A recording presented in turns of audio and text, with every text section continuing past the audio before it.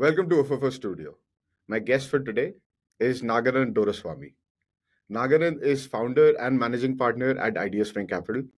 He's got an incredible journey of making it huge as an entrepreneur in the US and then moving to India and starting his own fund to foster entrepreneurship in the city of Bangalore and in India as a whole, as a country. Naganand, welcome to the show. Thanks, Angad, for having me, and thanks to Ofofo for getting me onto the podcast. And looking forward to an interesting conversation. Our pleasure, Naganand. All right. Let me start by asking you, what was your first job? So, first job out of school, actually, many people don't know, is I was in Wipro, coming out of my college, and Wipro hired me into their customer success department, where those days it was going and installing MS DOS and Windows onto PCs. Okay. Right. So my job was to go to BEL to IISc and go install MS DOS, Oh, wow, cool. and I started with that. But that's something I didn't do my computer science for. So I told them, look, if you don't give me a coding job, I'll leave.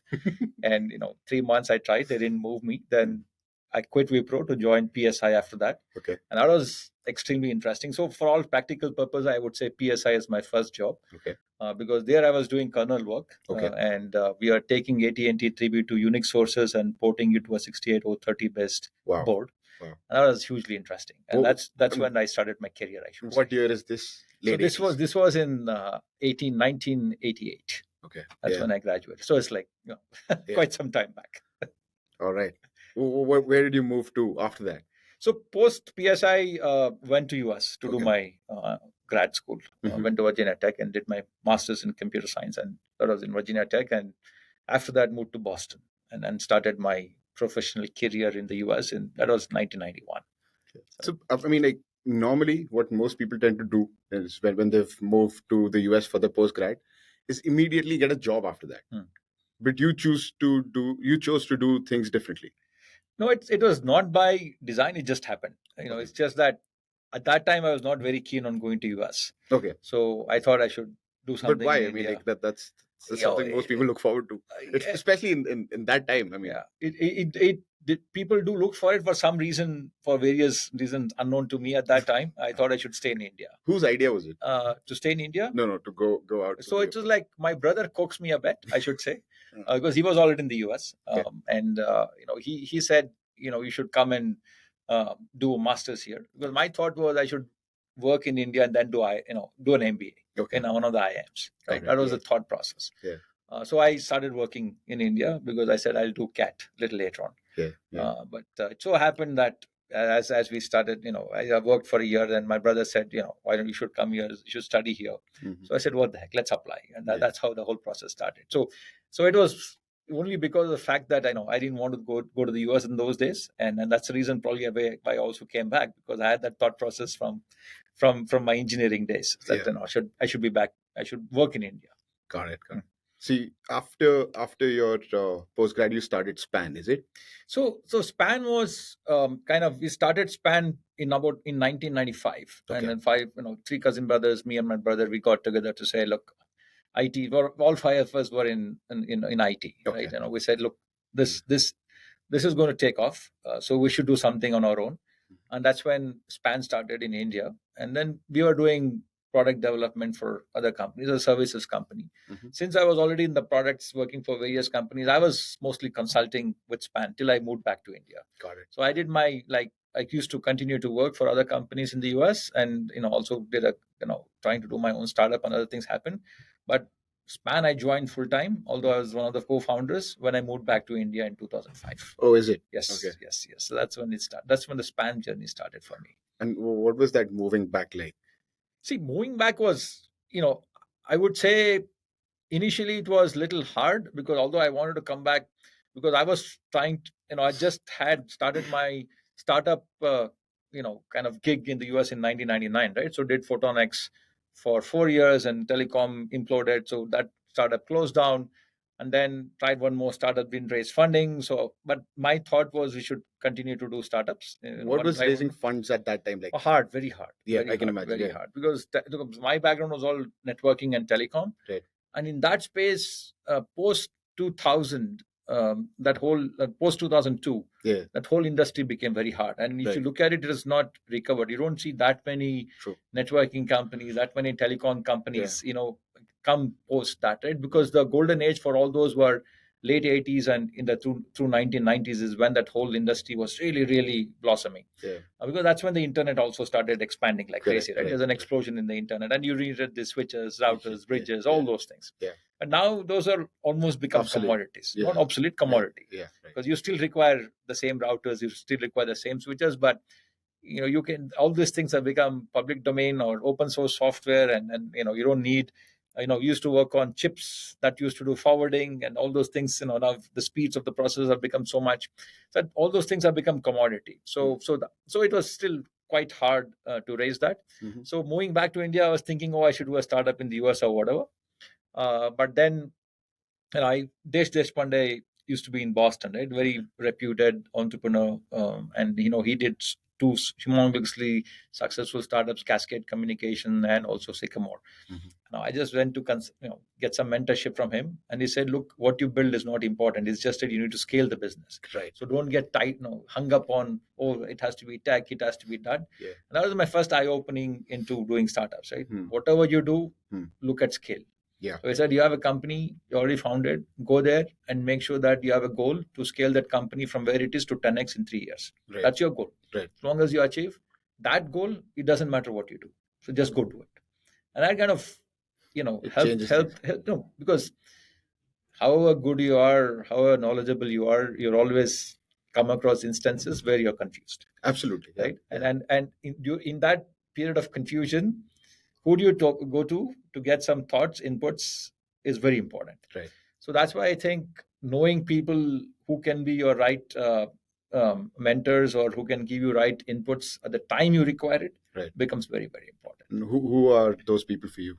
So, like I said, in at that time, it was Desh Deshpande. And then when I moved back to India, my cousin brother, Pradeep, who is to be the main founder and CEO of SPAN, I think the philosophy and the culture he set in the company, right? So, all 5 of us put in some money. He was the one who took the maximum risk to start the company because he left his very cushy job in TCS where he was fairly senior to start it. But he said all 5 of us get equal equity in the company. Wow.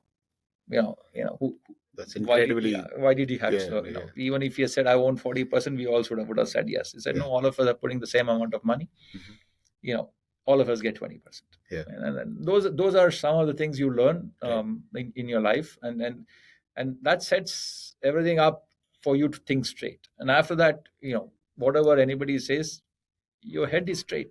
Right. At the end of the day, it all depends on is your head straight. And then there are always few people who kind of have long-lasting influences on getting your head straight and staying honest to yourself and doing what is right rather than shooting for things that will kill you.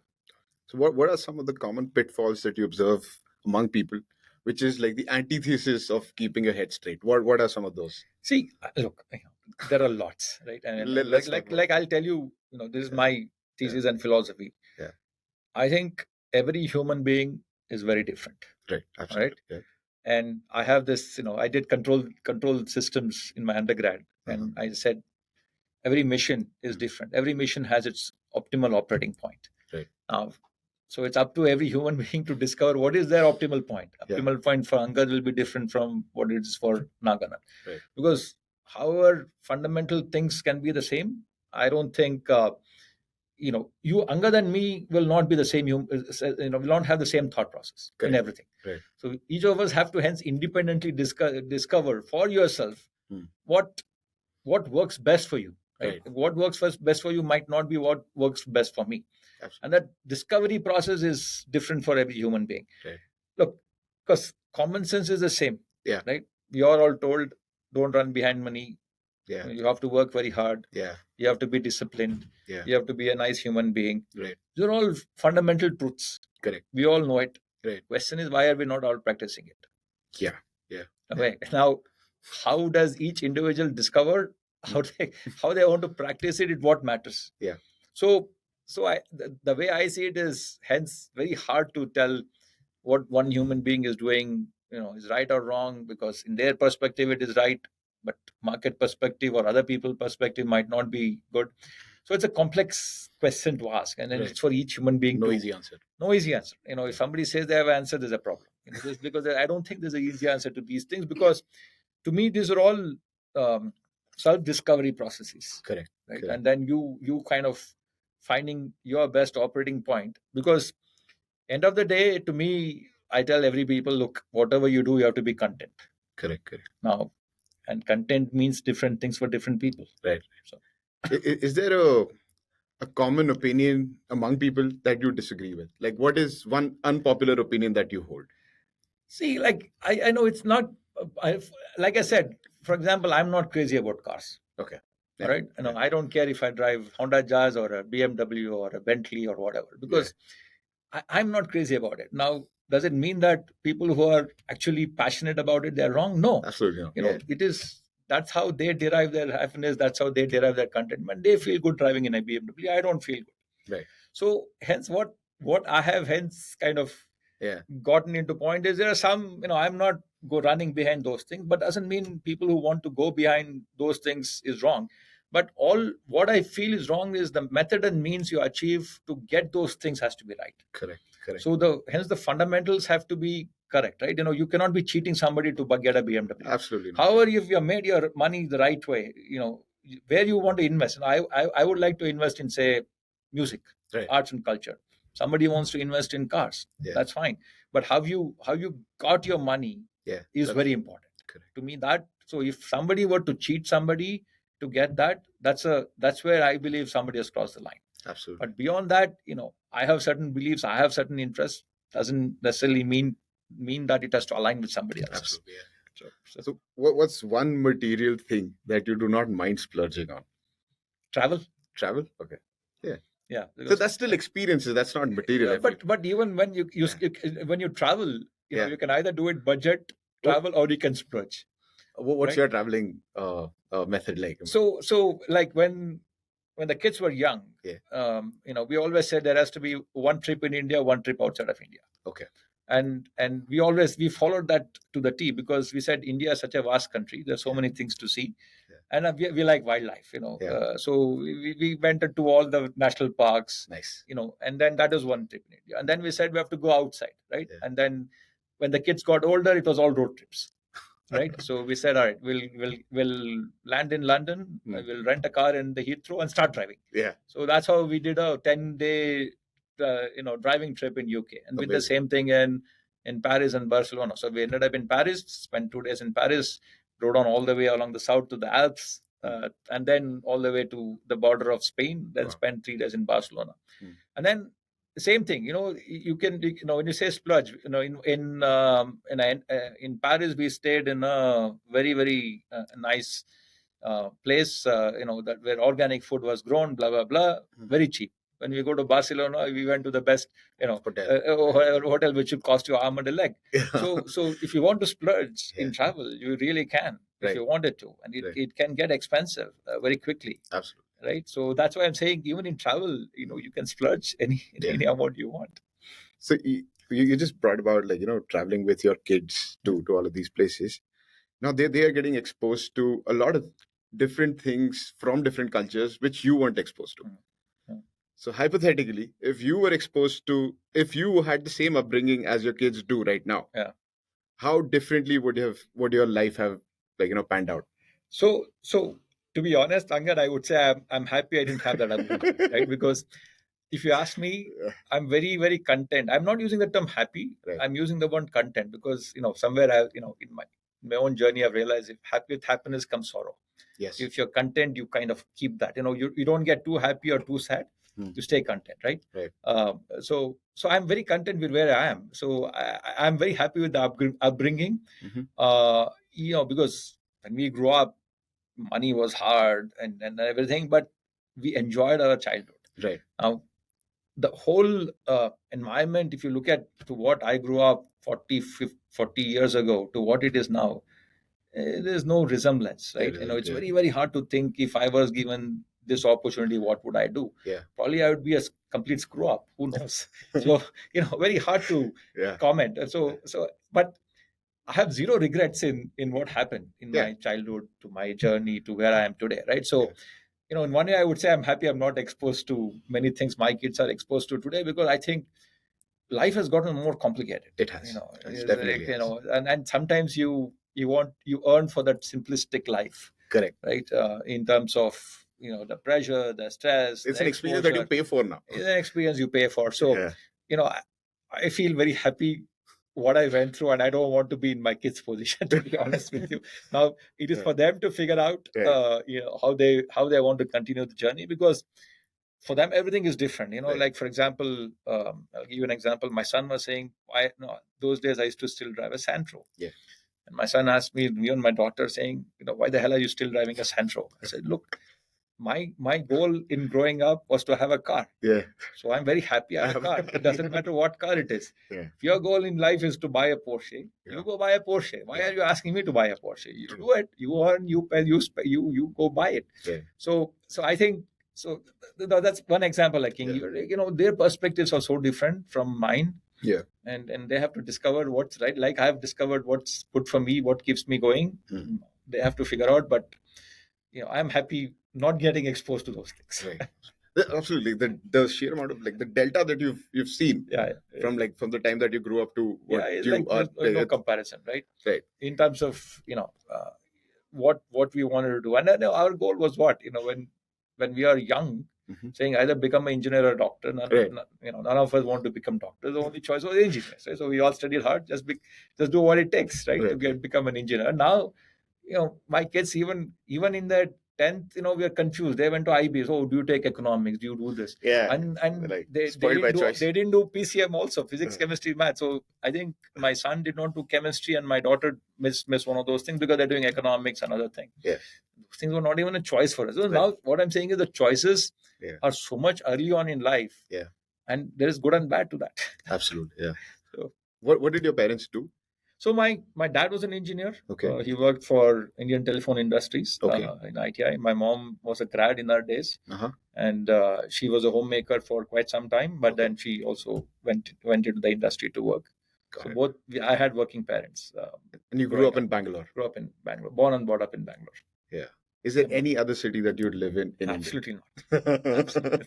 I'm a hardcore Bangalorean, and like I said, for me it was B2B, Boston to Bangalore, or I used to either live in Boston or come back to Bangalore. Yeah. So you've seen the city change, right? And drastically so. It's probably one of the cities that has changed the most in India. What are some of the key differences that you can point out? See, one is, like, tell you, I used to cycle to my undergrad, right? Which area did you grow up in? I all South Bangalore. I'm a South Bangalore guy. Basangudi, Jayanagar, awesome. That area, right? Yeah. So from my house to my college, UVC, I went to UVC Bangalore. We are the first batch of computer science. It was in KR Circle next to Kaban Park. So this was in 83 to 87 when I was in my engineering. I used to cycle on JC Road, which was a two-way street in those days with no traffic. Wow. JC Road. All right. And then KR Circle from Drupatunga Road was also two-way, no traffic. Right. So this is what I'm used to. Now JC Road is a one-way and still packed. Yeah, still packed. Right. So, but I also tell people, there's always a cost for economic progress. Right. And in those days, there were no cars because no one could afford a car. Now there is a lot of cars because everybody can afford a car. Now multiple cars per family, per person. So it's good or bad, the affordability has gone up. And that is good because there's economic growth that you want. But that has come at the cost of traffic. And then there's always a price you pay. And the only regret I have is probably we could have done a better job in designing the infrastructure. As the city evolved, we could have potentially done a better job in managing the growth. And it didn't happen, but it's what it is. And I don't like to crib and cry. I say, get used to what it is and make the best you can given the circumstances. And I also have this belief that everybody cries about the traffic in Bangalore because there's nothing else to cry about. Because, exactly. The weather is good, people are good, culture is good, food is good, entertainment is good. So there's nothing else to complain, and the only thing you can complain is about traffic. So that gets the priority, because if there's weather was not good, people will start saying, "Shit, Bangalore weather sucks." Then traffic would not be coming into play. But we have nothing else to complain. So we It's complain the obvious about, boogeyman. Yeah, there's only boogeyman. Right? There's nothing else to complain. If you ask me, being a hardcore Bangalorean, I would say that's the only thing people can complain about. So that is amplified. Right. Not to say that traffic is bad. I know. Because I've traveled all across the world. Okay, including India. And traffic is not easy in any other part of the world or India. It isn't. Right? You go to Pune, you get stuck. You go to Bombay, you get stuck. Right. Where in Boston, at 7:00 in the morning, you try to enter the downtown, you're screwed. Yeah. So, and same is true with Valley. You take any of those 101s or whatever, it's all congested, packed. Yeah.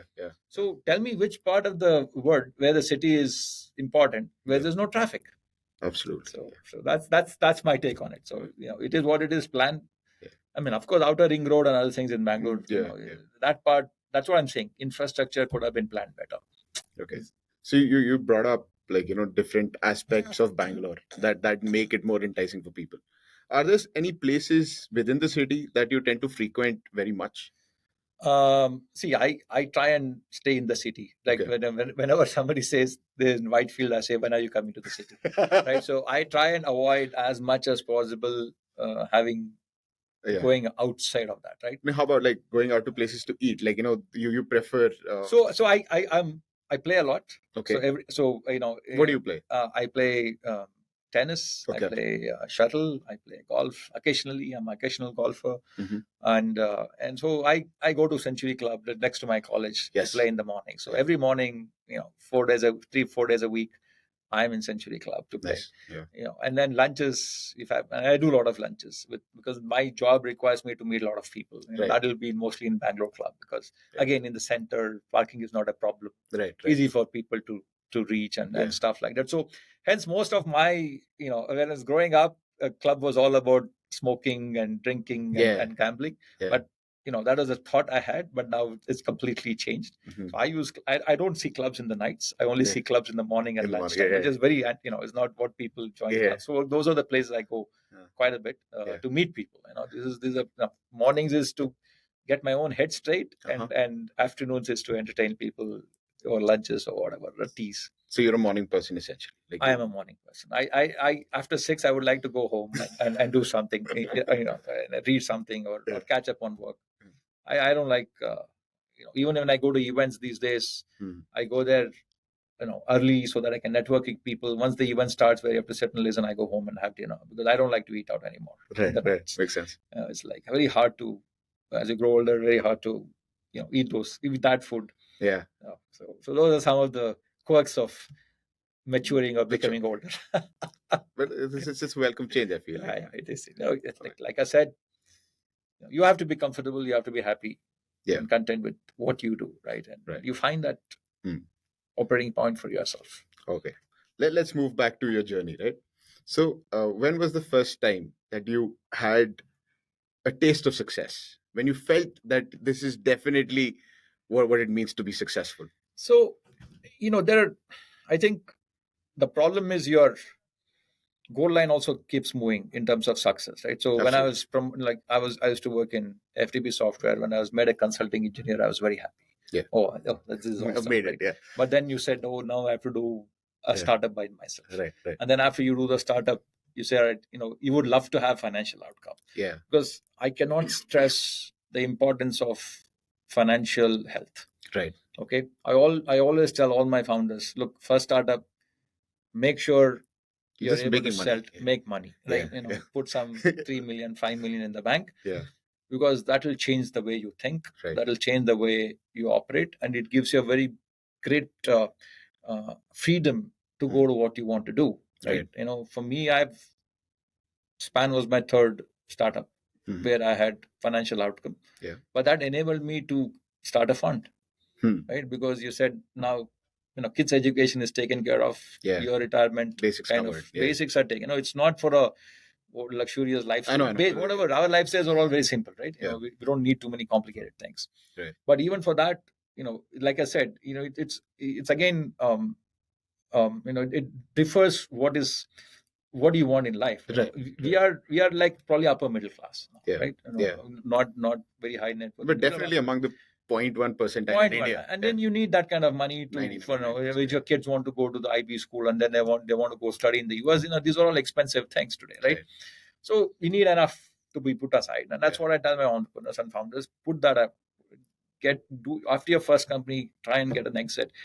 And I said, people may agree with me or not. I said, don't say it has to be $1 billion exit. Even is less than $100 million exit is good, because you have money in the bank. Right. Come back stronger and do what you want after that, right? So because the kind of the mental stability that you get by putting money in the bank and then family being taken is very different. And that's my perspective again. Many people might not agree. No, absolutely, it makes sense. But whichever entrepreneurs agrees with me, they will kind of resonate with me. If they feel otherwise, that's fine. It's up to them to decide. But that would be my why. So currently, quite happy with what. Now the goal is to kind of you lead your life through entrepreneurs, right? You want to see every of your company stay successful, become successful, right? That's what gives you the happiness and kicks now. Okay. When entrepreneurs come to you, either for advice or for funds, what do you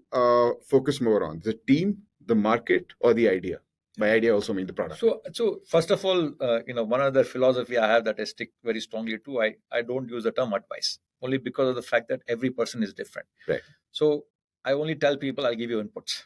Okay, inputs. Okay. Yeah. So because advice means it comes with responsibility. Responsibility means somebody has to listen to you. Even my kids don't listen to me. Even my kids, I give inputs now, right? So all has changed. So you'll give inputs. But when entrepreneurs come to me, like if they come to me just for a discussion, I don't even look at money part. How much are you looking to raise? No, but like they seriously want you to get involved. Then it's a question of everything. See, number one is always prioritizing them. Founders. Number one, right? Because if your head is not straight, if you're not passionate about, if you're not disciplined, it doesn't matter what you want to do. It's hard to achieve it. Right. So number one is also my intuition about the entrepreneurs, whether I'm able to talk to them, they are able to talk to me. Is there a chemistry between the two of us? Is there an alignment in philosophies? Because if someone is very, very different in their philosophy, it's very hard to work. Absolutely. Because when we invest, we are looking for, say, 7 to 10 years of journey together. Yes. Right? Yeah. And you want to make sure that's a long relationship. Long, and I'll tell you, 7 to 10 years of, I don't like to use this term stressful journey, but I would. It can have it challenging times. Correct. I don't think any startup is easy. No. Yeah. Doesn't matter what you do, always very, very hard, and it will be extremely challenging. Right. Now, do you have the stomach? Do you have the ability to go through all these challenges, but still keep chugging along? Is very, very important. Right. So, and yourself, your family, whole bunch of things become important. Yeah. So that's the number one thing. Yeah. Right. And the second one, after we look at, is what is the problem you are trying to address, and then why you think you're the good person to address that problem, right? And that's basically, how did you pick the problem? What made you think about this is a good problem to solve? Second, that entrepreneurs have to have that, because they have to believe in their idea very, very strongly. Third one is our interpretation of, or our exposure to the market they are in, right? Whether they'll be able to sell it. Right. Whether the market is big enough, whether the market is willing to pay, and that is a very, very important criteria for us. That is that. And fourth one, us being a technology firm, we say, what is your tech differentiator? Yeah. And you have the capability to build it, because we don't invest in founders who kind of are not technologists. Yes. There is at least one guy has to be a strong tech guy. Absolutely. And we look for that. So these are the 4 things we look for. And these 4 things align. Then the fifth one we look for is, how much capital are you raising, and what are you going to deliver for that capital? Because we always look one round, we have to one round ahead, right? Because if you raise money, I tell entrepreneurs, if you raise money from institutional capital, you're on a treadmill.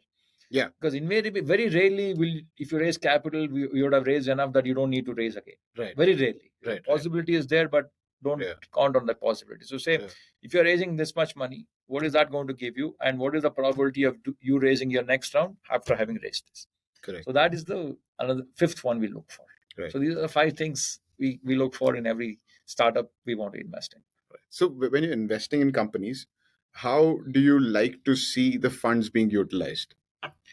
So early stage, most of it should go to product. Right. Okay. Right. Because we believe entrepreneurs themselves should do the sales. Right. Okay. The first 10, 15 customers or first 750K, $1 million should come by entrepreneurs selling by themselves. Absolutely. So hence we are saying all the money we give you should go into product development. Yeah. Right. 80-90% of it should go there. Right. Because you still need financial guys to work with you. You need company secretaries, but those things don't cost you that much early on.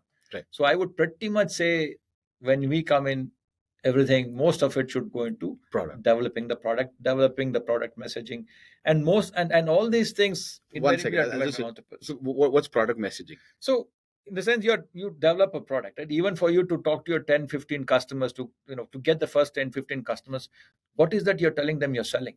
Right. And why is it important for them? Got it. And how are you identifying the problem that they are facing, and how are you hence messaging that it makes most that they'll sit up and listen to you? Right. See, any sale requires you to make a statement that will get somebody excited that they should talk to you. Yeah. And what is that? What is that messaging that when you pick up a phone, what are you telling them? Right. If you say the name of your startup, no one gives a damn. Absolutely. Right? Yeah. You have to hence say, hey, I know there's a problem that you guys are facing, and this problem is extreme because of ABC, and we are addressing your particular issues by building this product, right? Yeah. And when what is the messaging you're taking to your customers, and that is crucial, and that kind of sets your base to build. That's how you derive your product market fit, and you start scaling. Right. But you have to get your messaging right, and that to me is extremely critical. Right. What are some of the startups that are currently in your portfolio? So totally, as of today, we invested 16 in Fund 1, and happy to say we exited 5. That's awesome. That makes us feel very happy for the founders. Some of them have had great financial outcomes, some not so good.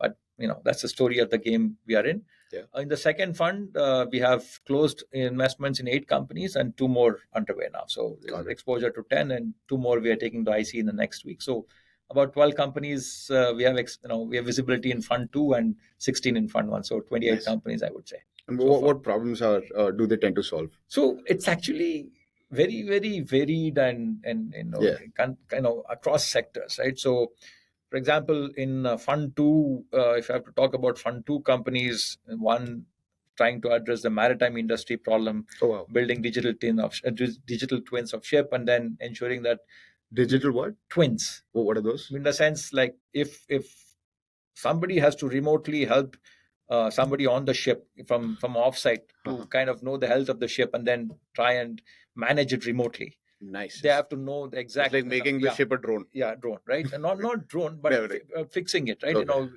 Remote maintenance, remote monitoring, and voyage management. Yeah. And that's one area. And then also when doing all the paperwork as you start entering the port, everything is done in paper. How can you now digitize it? Right. A digitization of the maritime industry. That's one company. Yeah. One company that is building a digital online. What was the maritime company's name? I mean, Smartship. Smartship. A company called Smartship. Okay. Another company that is called Mason that is building the digital shop floor manager, right? If you look at any shop, it always has physical shop. Yeah. It has a shop floor manager. Now, if you now translate that into a e-commerce website, how do you manage it, right? If the owner doesn't want to employ an IT team to manage it, how do you do it? So these guys are now completely automating that, providing templates. A huge market for that in India. Huge market in India and globally, right? Yeah. Because anybody $25-50 million revenue, they can't afford an IT team. They can't, and that IT team has to on top of everything, which merchandise you want to put on sale, which merchandise, you're running out of stock, you have to order. Right. Entire process they're automating. Yeah.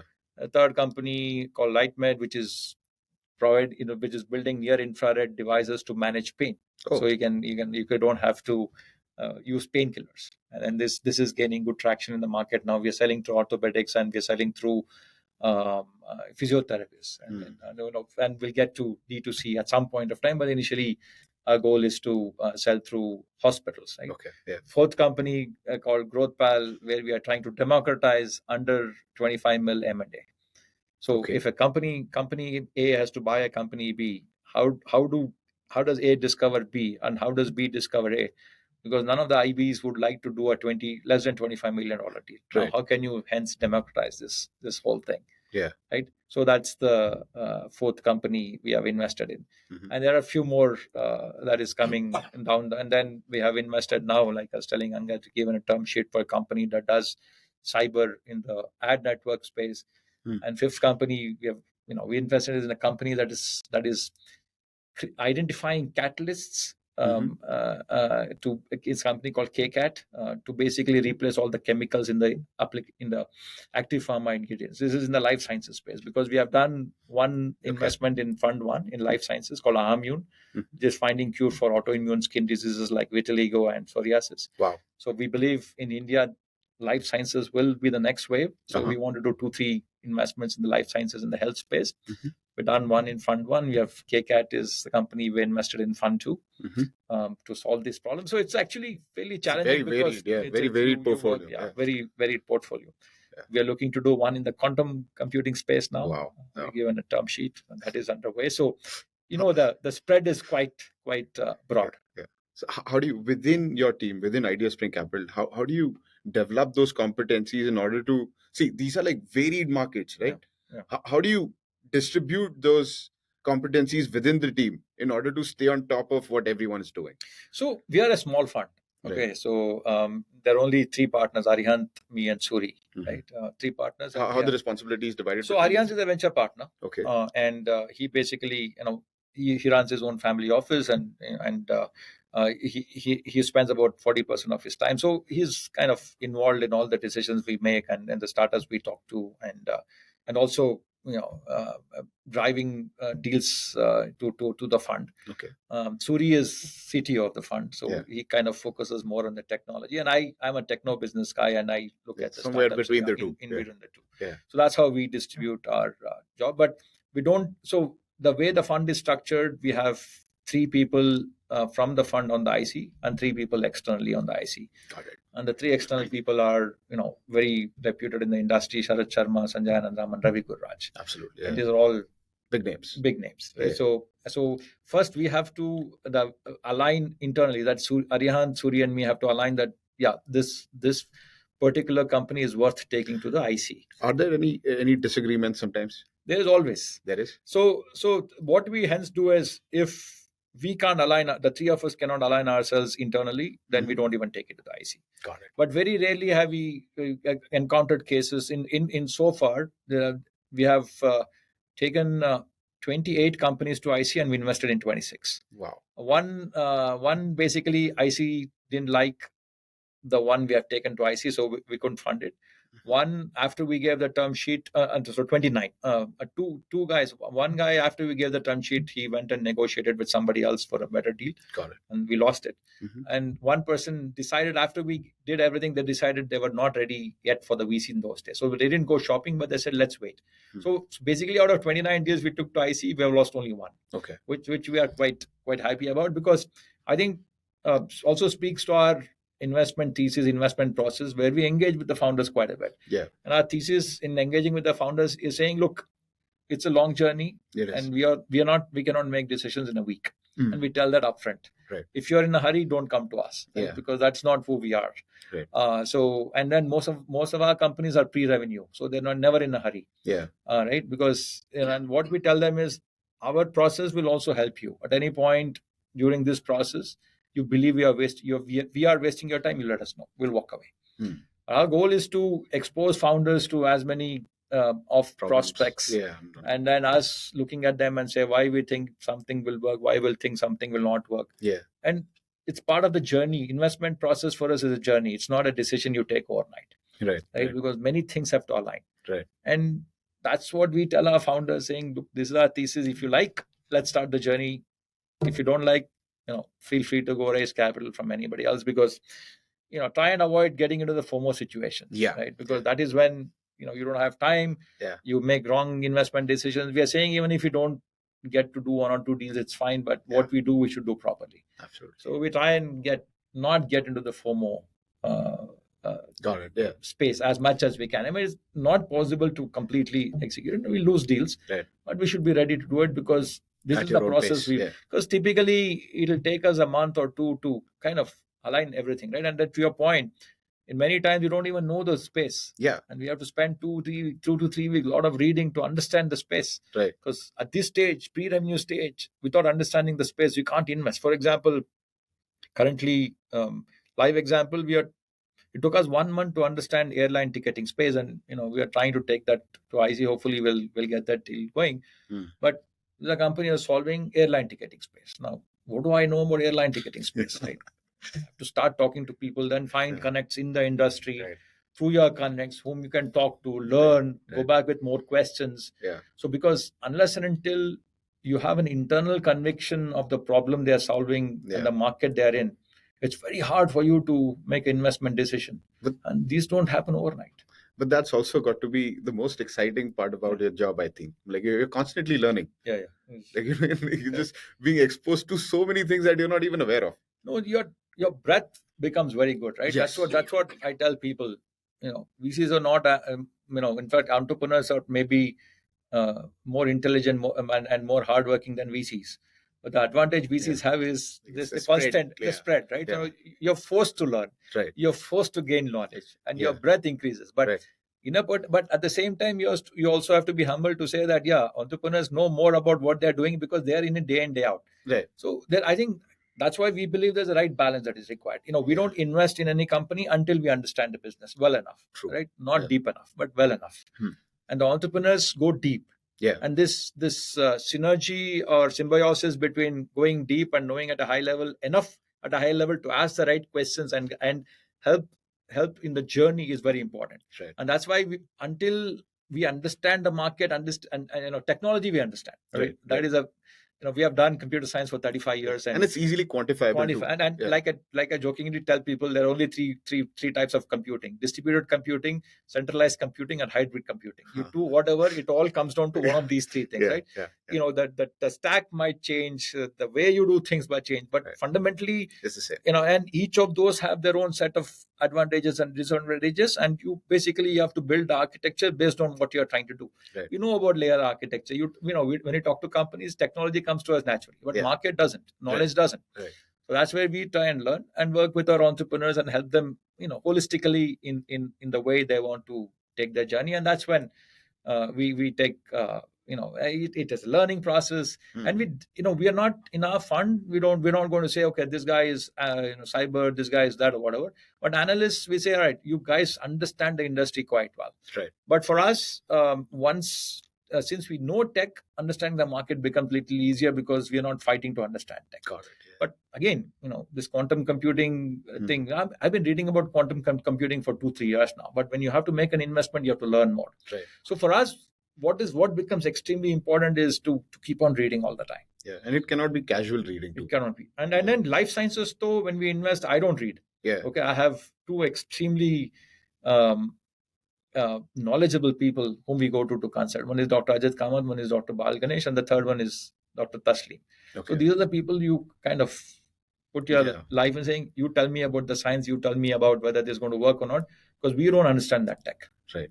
The science behind you, we don't understand. Yeah. And we don't even feel trying to know something, and it's not something you can just read up and come to terms with, right? So we completely depend on them for the science behind it. And if they say science is good, entrepreneurs are good, they understand the science, then we look at the execution aspects, because that is the same, right? Right. So because if you look at any company, the technology part of the science part is is vertical.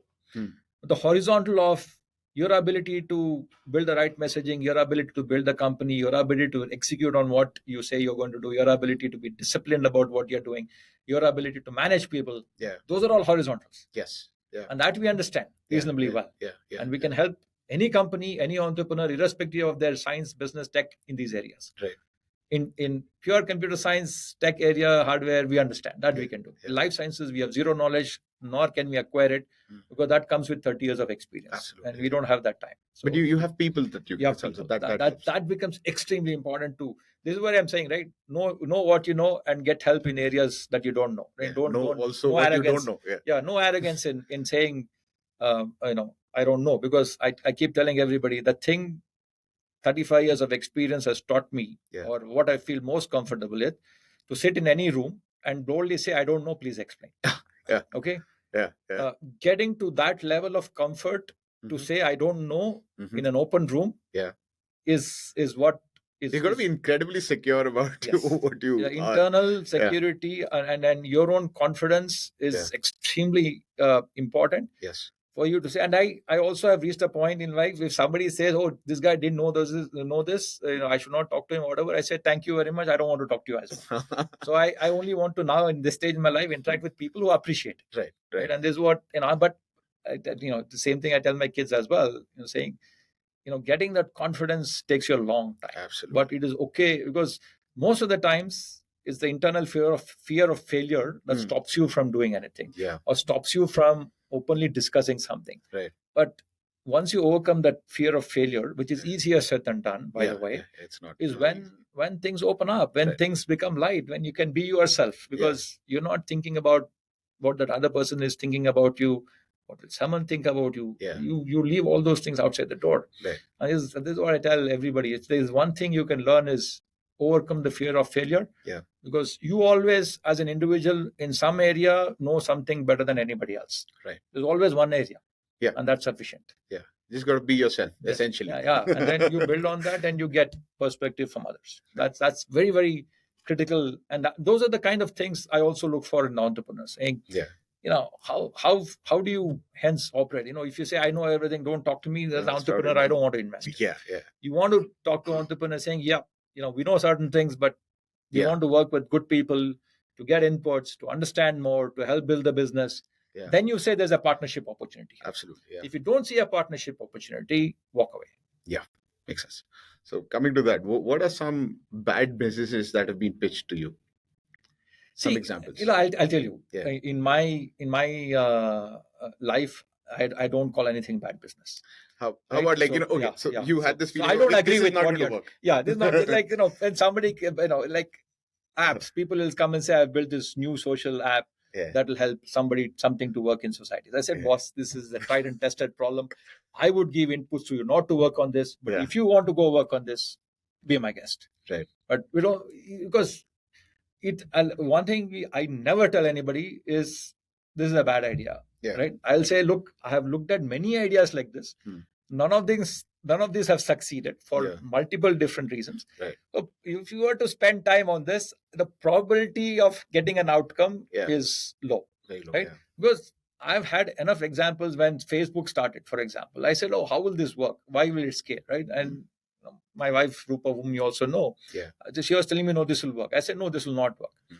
It's become a solid company. So who the hell am I to say? Because I was looking at monetization. How will you pay money? Why will people pay money? How will you monetize? Advertising at that time was still not the only way. Because you can't predict things, and you can't say I know everything, right? Right. And many VCs who have anti-portfolio, they say they have not invested in something, but those guys have gone on to do great things. Yeah. I think you have to be very humble about it, and then say, look, based on my understanding of the market, based on my how I look at things, this might not work. But who the hell am I to say bad business or whatever? I'm not. I can't even say you'll not make money. Yeah. Because you don't know many things. Yeah. So I think it's very important to understand that this is my perspective, right or wrong, I don't know. That is for the entrepreneurs to interpret it. Yeah. But I should, as a VC or as an individual, forget VC. One thing I've learned in life is not to say this will not work to anybody. You can only give your inputs, and then people who think otherwise, they should go try it. And the only way to learn is through by doing it. By doing it. And you'll get burnt, deep scars. I have a lot of deep scars. That's my journey, and every entrepreneur needs to have deep scars. Needs to have those. It's up to them to figure out and manage. Are there any books that that influence your investment philosophy? Yeah, so I think more than any books, it is more readings and what you listen to, right? So what are you currently reading? Like generic things. Today there's short articles on many different things. So I read the journal quite often. The TechCrunch and Medium, and a whole bunch of things where you kind of gather tidbits, and then you read some books by people who have who have kind of built something. I always trust people who have built something than theory, right? Right. Peter Thiel and Yeah, yeah. Elon Musk, whether right or wrong, Yeah. they have built something, Right. And they've gone through shit in their life, Right. Right. So I think those are the things I kind of like to read more on. A Warren Buffett, right? His investment thesis, So biographies in general. biographies of people who have actually built something, stuff, right? Because I would rather read and then learn from those people who have built something than. So my tendency or my bias and inclination is to read those things, if at all any, because I think because theory is theory and it's good to have theory. I'm not saying that, but in my stage in my career, I enjoy reading these things more, and then finding out what they did, how they did, and whatever pain they went through, and read a lot of like all this good VC firms, they build their thesis, right? Anderson Horowitz keeps on putting their financial thesis, crypto thesis. Our job is to assimilate as much as possible we can, and then is constant reading. And then, actually, as talking about reading, when I go home, I'm tired these days. I can't read anything. I open a book, I can't read it. How do you decompress? How do you decompress when you go home? I like to watch sports. Like watch sports. Yeah. Any sports, that's the best way to decompress. And I also like movies. What are some of I saw Rocky or Rani this weekend. Fun movie, right? Fun movie, I don't like so when I watch something, it has to be where you forget everything else. I get it. I don't like anything that's serious. Yeah, right? Critically acclaimed, and I don't like to see suffering and this and that in a movie. It just moves in your head for like a week or something. You don't want that. You don't want that, right? You are there. Yeah. The entire movie business for me is for complete chill, Pathan, like entertainment, Bond movies, and any Bond movie I'll always go to a theater and watch, right? Mission Impossible. It's like complete masala or complete comedy or chupke. Yeah. Oh my god. Classic.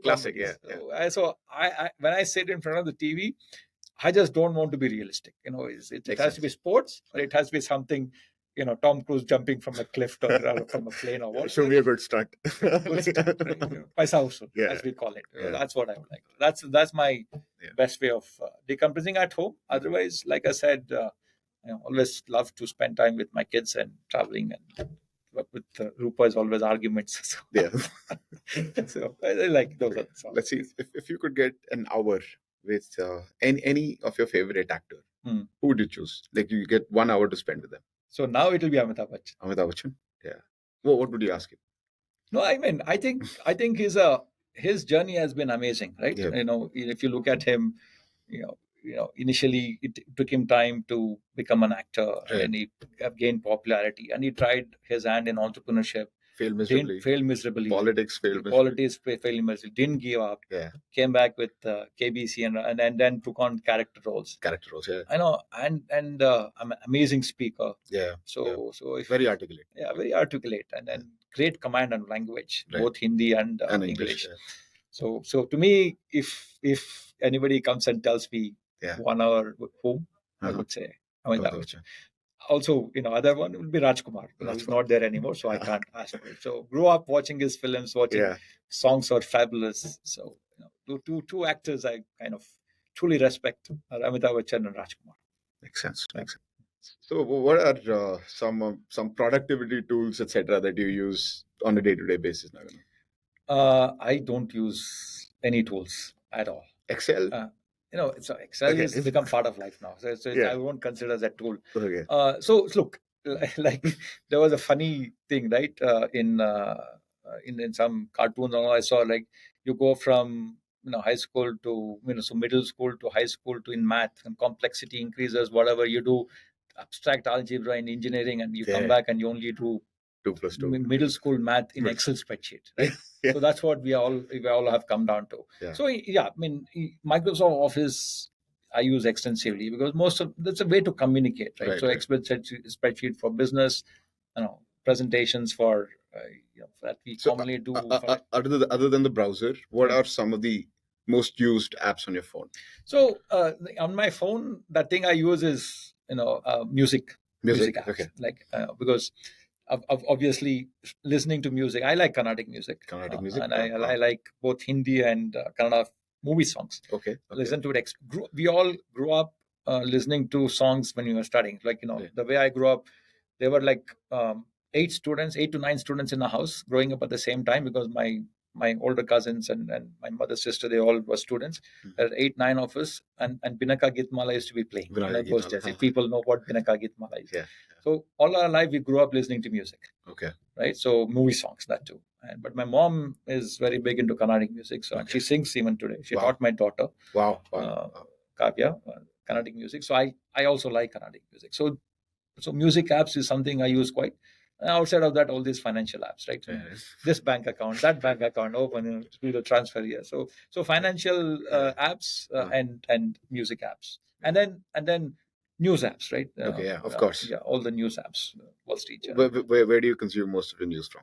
So yeah, I like Economist and Wall Street Journal are the two key things. But I look at other news websites across the world: CNN, BBC, NDTV, India Today. It's like, because in our industry, it's just like I said, the breadth of knowledge is very important across sports, across news, multiple different things. So you need to have a good understanding, because conversations cannot be single dimension. It has to be multi-dimensional, and you don't know. People who like music, you should be able to talk about music. People who like economics, you should be able to talk about that. Movies, you should be able to talk about movies, right? So sports, you should be, and that too, sports is everything. Golf is there, tennis is there, cricket is there. So it's like all this. Is there any area that you wish to learn more about, but you haven't, because you haven't received an idea from a founder to solve a problem in that space? So like I say, very broadly. Yeah, so cyber, we want to invest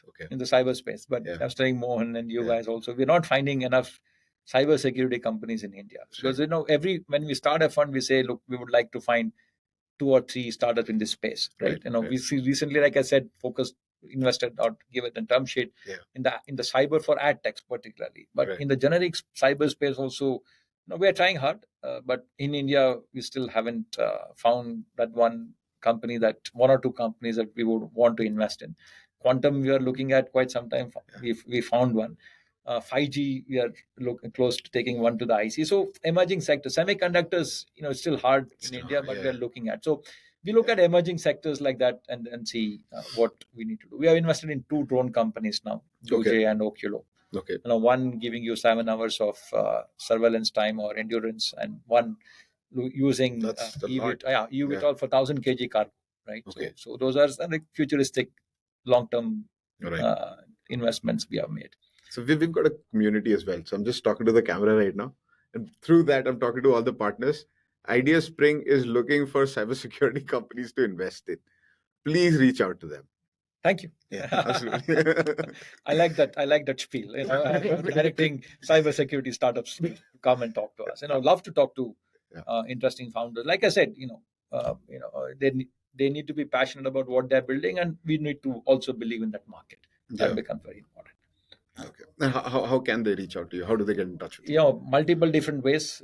Tell them that they heard this podcast and they want to do something, or come through Ofofo. It's the best way to reach us, because once it comes to Ofofo, I know that first level of filtering has happened. So to us, whenever it comes to somebody we know who understands what we do, that gets always prioritized over anything else.